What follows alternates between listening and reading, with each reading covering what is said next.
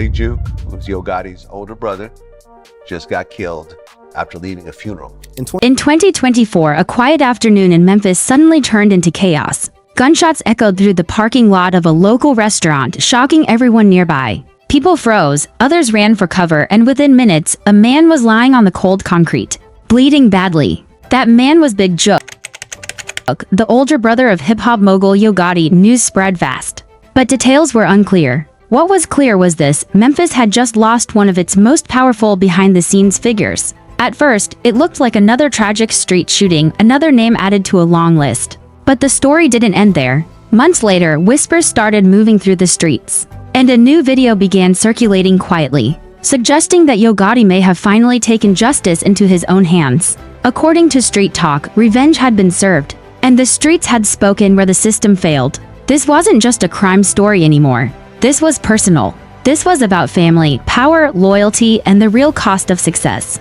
To truly understand what happened that day, we have to go back in time. Back to the roots of Memphis, Tennessee. Memphis is a city full of soul, music, and history. But it's also a city where survival is never guaranteed. The streets raise you fast, and they test you even faster. This is where Anthony Big Juke Mims and his younger brother Mario Yo Gotti Mims grew up. From an early age, both brothers understood that nothing would be handed to them. If they wanted something, they had to build it themselves, brick by brick, risk by risk. While the world came to know Yo Gotti as the rapper, the entrepreneur, he said no. If it's something about you I just don't respect, bro, I can't sit and fake and act like it's all good. That's understandable. Know what I'm saying? Right. Like the first time I even met little dude, go in the studio. First time. He sent everybody out the studio. Like, let me holler at dog. Like, man, you got your own everything, bro. You popping. Like, bro, you got the money, you got your team, you got this, you got that. You're like, bro, I'm telling you, we can do this. That rejection. And the face of collective music group, Big Juke was always the backbone. He wasn't chasing fame or flashing money on social media. His focus was business, structure, control. People close to the situation say Big Juke moved with purpose. He was calculated, quiet, and respected. In many ways, he was the protector of the empire, making sure everything stayed in order while Yo Gotti focused on music and public image. As CMG started growing, Big Juke's role became even more important. He worked as a project manager. I'm just, but I looked into this beef. I was really trying to figure out the Yo Gotti Young Dolph beef. Supposedly. Right.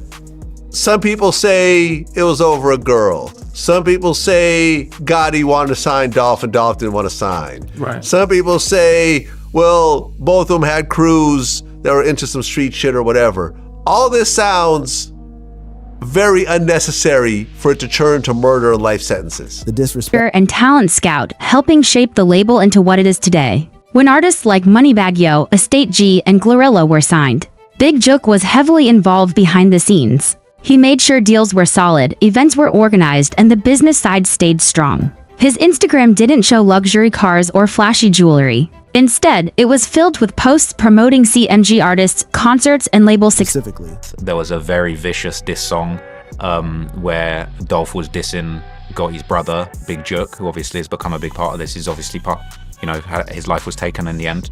But, that was one side of the beef. Dolph dropped that very, very vicious diss track. What was it? I think it's called Play With You A Bit. Yeah. Absolutely tore Big Juke and Yo Gotti apart. He had the body double in the video. That was fighting talk right there. In Memphis. That told you everything about the kind of man he was. He cared about the mission, not the spotlight. But in Memphis, success always comes with pressure. And pressure often brings enemies. The higher you rise, the more attention you attract, not all of it good. With CMG's growing dominance in the rap game, tensions naturally followed. The streets started watching more closely. People talked. Old beefs resurfaced. And in cities like Memphis, unresolved issues don't stay quiet for long. On that January day in 2024, when Big Juke stepped into that restaurant parking lot, nobody expected it would be his last moments. The shooting was fast and brutal. By the time help arrived, it was too late. The city was stunned. Fans were confused. And Yo Gotti went silent. No long statements. No interviews. Just sources close to the family of rapper Yo Gotti confirmed the man killed outside a Hickory Hill event center is Gotti's brother. Memphis police identified him as 47-year-old Anthony Mims, also known as Big Juke. Silence. And sometimes silence says more than words ever could. As weeks passed, the investigation moved slowly, at least publicly. Arrests didn't come quickly, and frustration started growing among people close to the situation. In the streets, people began saying what many were thinking, that justice through official channels might never come. And that's when the rumors started getting louder. People claimed Yo Gotti wasn't the type to let something like this slide. They said blood demands blood, especially when family is involved. Then came the video. It didn't trend on mainstream platforms. It didn't air on TV, but it spread the way real street information spreads, quietly, carefully, person to person. The video allegedly showed the man responsible for Big Jook's death meeting his own fate. No clear faces, no clear confirmations, just enough detail to make people believe that revenge had finally been carried out. Whether As more information is coming out, there was a list of people that Big Jook, allegedly put hits on. Yeah. Like you said, Young Dolph was 100,000. Key Glock, who's the second biggest artist on the label, was 50,000. PRE Wu, 50,000. Snoop Band's 20,000, and Moochie Grape, 5,000. So he was allegedly putting hits on a whole bunch of people. If these the video is real or not, one thing is certain: Big Jook's death changed everything. CMG hasn't moved the same since. Yo Gotti's energy feels different, more guarded, more serious. Losing a brother isn't just emotional, it's psychological. Big Jook wasn't just family, he was the shield, the planner, the one who made sure threats never got too close. In hip-hop, we often celebrate success without acknowledging what it costs behind the scenes. This story reminds us that money, fame, and power don't protect you from pain. Sometimes they make the target bigger. Memphis has always been a city where music and street reality exist side by side. And this situation is a perfect example of that balance tipping the wrong way. At the end of the day, this isn't just about Yo Gotti or CMG, it's about how the streets operate, about how loss changes people, and about how justice means different things depending on where you're standing. One thing is clear: Big Jook's name won't be forgotten, and the impact of his death will be felt for a long time, both in Memphis and across hip-hop culture. And as the streets continue to talk, one question remains unanswered. Was this really the end of the story? Or just another chapter in a city where nothing ever truly stays buried? After Big Jook's death, Memphis didn't feel the same. The city moved, but slower, quieter. People were talking, but only in low voices. In neighborhoods where everyone usually knows everything, there was a strange silence. The kind of silence that comes when people know more than they're willing to say. Candles appeared. Murals started going up. And behind closed doors, conversations were happening that would never reach the internet. This wasn't just a loss for a family. This was a shift in power. Yo Gotti stayed out of sight. No public breakdowns. No emotional speeches. Just controlled appearances and short statements. To the outside world, it looked like a man handling grief privately. But those close to him knew better. Losing Big Jook wasn't just losing a... Jook's the money man calling the shots. Quet puts you and Justin together. Right. And you and Justin are cool with each other. And interact with each other over the months. You said at least 5 times.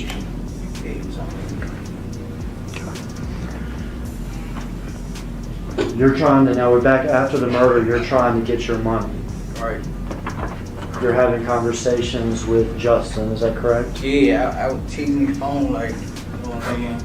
I need their money for the party, you know what I'm saying? But here's brother. It was losing the one person who always stood between him and danger. The one who handled problems before they became public. Without Big Jook, the shield was gone. Big Jook had always been the type to step into tension so others didn't have to. In the CMG circle, he was known as the fixer. street corner. This is from Justin's folks. Yeah, this was just before. All right, so now we've been paid about $800. Yeah, Is that right? yeah. 800. If there was an issue with an artist, a promoter, or even street politics, Big Jook handled it. He understood the streets because he came from them. That understanding is something money can't buy, and it's something Yo Gotti relied on heavily. When Big Jook was killed, it sent a message: nobody was untouchable anymore. As weeks turned into months, the investigation showed little visible progress. No clear suspects. No quick arrests. For the streets, that confirmed what they already believed. Justice wasn't coming the legal way. In cities like Memphis, when the system moves slow, the streets move fast. And that's when the rumors about retaliation started spreading. People began saying Yo Gotti was changing. Not musically, but mentally. He was more careful, more distant. Meetings became tighter. Security increased. Travel plans changed. Those aren't the moves of a man who's done grieving. Those are the moves of someone preparing for something bigger. Then came the whispers about the video. At first, nobody believed it. Memphis has always had rumors and most of them don't hold weight. But this one felt different. The same story started coming from different sides of the city. People who didn't know each other were saying the same thing. A video existed, and it showed the alleged shooter meeting a violent end. Nobody posted it publicly. Nobody wanted that kind of attention. Instead, it moved phone to phone, eye to eye. Those who claimed to see it said it was clear enough to understand what happened, but blurry enough to protect everyone involved. That's usually how street justice looks. No credits, no proof, just results. Whether Yo Gotti was directly involved or not, the streets believed the score had been settled. And in street culture, belief is often stronger than facts. Once people believe justice has been served, the energy changes. The tension drops. The message is sent. And suddenly, nobody wants to talk anymore. CMG continued to operate, but the atmosphere felt heavier. Artists still dropped music. Tours still happened. But behind the scenes, the loss of Big Joke was always present. He wasn't easily replaceable. You can hire managers. You can sign executives. But you can't replace trust built over a lifetime. For Yo Gotti, this moment marked a turning point. His music had always reflected struggle, survival, and ambition. Now, those themes felt more real than ever. Losing a brother in such a violent way forces you to see the world differently. Every move feels risky. And then ultimately he got killed himself. Yeah. And, you know, not just killed, but like the way that he was killed was, you know, very gruesome and brutal. You know, they caught him after a funeral. You know, there was a rumor going around that the shooting happened in front of his mother. And, you know, the footage of Juk bleeding out on the ground was even circulating on social media. So it was a very gruesome way. Every smile feels temporary, and every silence feels loud. Memphis has a long history of artists rising while dealing with street realities. From past legends to modern stars, the city has always demanded balance. Fame doesn't erase your past. Money doesn't erase old grudges. And power doesn't guarantee safety. Big Juk's death was a reminder of that truth as time passed. Fans started connecting dots, old interviews, old lyrics, old social media posts. Everything was analyzed. People wanted answers, even if they knew they'd never get them officially. In hip-hop culture, stories like this live forever, passed down through conversations and songs. Tonight, police are looking for a white Ford Explorer SUV in connection with the shooting. It has dark tinted windows and black wheels. A witness told police they saw suspects in the SUV speeding away, and surveillance video also shows this. The alleged revenge video became more than just footage. It became a symbol of how justice works, differently depending on where you stand. For some, it was closure. For others, it was just another cycle of violence. But for Yo Gotti, it was personal, very personal. Big Juk's name still comes up in conversations around CMG. People speak about him with respect, with caution, with understanding. He wasn't loud, but his impact was heavy. And that's often the most dangerous kind of influence. In the end, this story isn't about glorifying violence. It's about understanding reality, the reality that success doesn't protect you from pain. Man, But I don't understand why that whole family even stays in Memphis anymore. I totally agree with you. I think that if there wasn't, because no one thought about that. You're absolutely right. it's time to go. It's time to go. It's time to go. Because, I think like one of Yo Gotti's restaurants got shot up right afterwards. It's Yeah, like, all right, I remember that. this has gone way past the level of talking it out. People are dead. It's time to go. Yo Gotti has enough money to move everyone he cares about out of there. Yes, right. And not go back.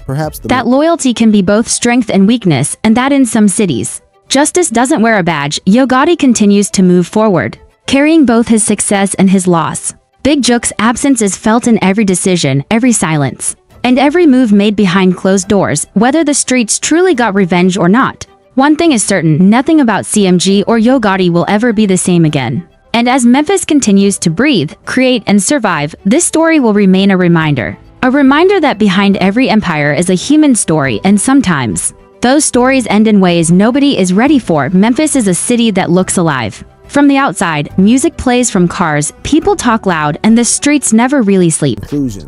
Sometimes you hear these hip-hop stories, these drill gangster stories where people go back and forth. I mean, even the King Von situation, there's a pretty twisted poetic irony in the fact that, Duck got killed on camera and these guys were laughing about it for months. Next thing you know, Von's dying on camera, damn near in the same kind of way. And you know, for that to have happened to Dolph and Juk, you know, it just shows that if that's the energy you put out, that's the energy that can come back around for you. But underneath all that noise, there is a silence that controls everything. It is not a peaceful silence. It is the kind of silence that comes from fear. The kind of silence people learn when they understand that speaking the truth can cost them their life. In Memphis, silence. Yeah, and you know, there was a lot of really bad talk that happened leading up to it. You know, if you look on YouTube, Big Juke was laughing about young Dolph on live. You know, CMG don't miss twice. You know, talking about snakes and stuff like that. And you know, I don't know if it has anything to do with Dolph. I have no idea. You know, from the outside looking in, though, that's what it unfortunately appears to be. Music is not weakness. Silence is survival. Every time something happens, every time a life is lost, the same question comes up again. The Memphis Police Department asks anyone with information to come forward. They ask people to call Crime Stoppers. They ask for tips. They ask for help. But the streets already know the answer. People know what happened. People saw something. People heard something. But knowing and speaking are two very different things in the city. In many neighborhoods, snitching is not just a bad word. It is a death sentence. People grow up learning that rule early in life. Parents warn their children, friends warn each other, mind your business, don't get involved. Keep your mouth shut. These are not just sayings, they are survival rules passed down from generation to generation. When someone talks, the streets remember. Even if the police promise anonymity, even if the tip is supposed to be secret, fear does not disappear. People believe that someone will figure it out. Someone will connect the dots. Someone will come asking questions. And once that happens, there is no turning back. That fear keeps people quiet, even when their heart wants justice. The police keep pushing, but trust is broken. With the funeral. How do we stop that cycle? Because I heard Rick Ross call and say, bro, let's put the guns down. Let's put the masks down. Let's come together. Yeah. Let's build these communities. Let's get this paper together. Let's stop this senseless violence. How? I don't know. I don't think that shit ever would stop. It's just my opinion. Like, people been killing forever. That shit just life. Many people feel that the system has failed them too many times. They have seen cases go cold. They have seen killers walk free. They have seen witnesses disappear and nothing change. So when the police ask for help, people don't feel protected. They feel exposed. Over the last decade, Memphis has been... Obviously, look, it's so tragic for everybody involved, for the families, for the fans. You know, just think of all the amazing music that the world's missing out on because Dolph's no longer with us. Who knows what's going to happen on the other side? You never know. Yo Gotti might get wrapped up in this and end up serving a long sentence in jail. That's another person that's not releasing music, not supporting for their people. And like you say, you know, not to disrespect anyone, but it is kind of childish. It is kind of immature when you think about, you know, what were you put on this earth for? As we stuck in a long and violent war. It is not a war you see on the news every day. It is a street war. A quiet war, a war fought in neighborhoods, parking lots, and dark corners. Rival groups clash. Revenge follows revenge. One death leads to another. And the cycle never seems to end. Bodies keep piling up on both sides. Young men who never made it past their 20s. Teenagers who were at the wrong place at the wrong time. Innocent people caught in the middle. Every loss adds another layer of pain to a city already carrying too much. Families are left behind with nothing but questions. Mothers wait for answers that never come. Fathers carry anger they don't know how to release. Children grow up learning that violence is normal because it surrounds them every day. Funerals become routine. Candlelight vigils feel familiar. Grief becomes part of daily life. People outside Memphis often ask, why don't they just speak up? They don't understand the reality of living there. They don't understand what it feels like to look over your shoulder every time you step outside. They don't understand what it means to protect your family by staying silent. In these neighborhoods, everyone knows everyone. Faces are familiar. Cars are recognized. Patterns are noticed. An anonymous tip doesn't feel anonymous when the streets are watching. People believe that once you cross that line, you are marked. And being marked in Memphis can mean danger follows you everywhere. The police are not the enemy for everyone. But they are not fully trusted either. Years of tension, mistakes, and broken promises have created distance. Some people feel the police only show up after it's too late. Others feel that help is selective. That trust gap makes cooperation almost impossible. Crime Stoppers offers rewards, but money cannot buy safety. No amount of cash is worth risking your life or the lives of your loved ones. People weigh their options and choose silence. Not because they want criminals to win, but because they want to live. This is how justice slowly slips away, not because there is no evidence. Not because there are no witnesses, but because fear stands in the way. Fear controls the narrative. Fear decides what gets said and what stays hidden. Every unsolved case sends a message that you can get away with it, a message that silence works. That message fuels the next crime and the next one after that. The cycle feeds itself. The streets are full of stories that will never be told. Stories of people who saw too much. Stories of people who wanted to help but couldn't. Stories of people who chose survival over truth. These stories live in whispers, not police reports. Memphis is not just a city of violence. It is a city of people trying to survive, people working jobs, raising kids, chasing dreams, and hoping tomorrow will be better. But when violence touches your block, your priorities change. Justice becomes a luxury. Safety becomes everything. The long war in Memphis has no clear beginning and no clear end. It is built on years of pain, loss, and retaliation. Each generation inherits the trauma of the one before it. And without real solutions, the same patterns repeat. Police investigations continue, press conferences happen, flyers are shared, phone numbers are posted, but the streets remain quiet, not because they are empty, but because they are afraid. Justice needs more than questions. It needs trust. It needs protection. It needs people to believe that speaking up won't destroy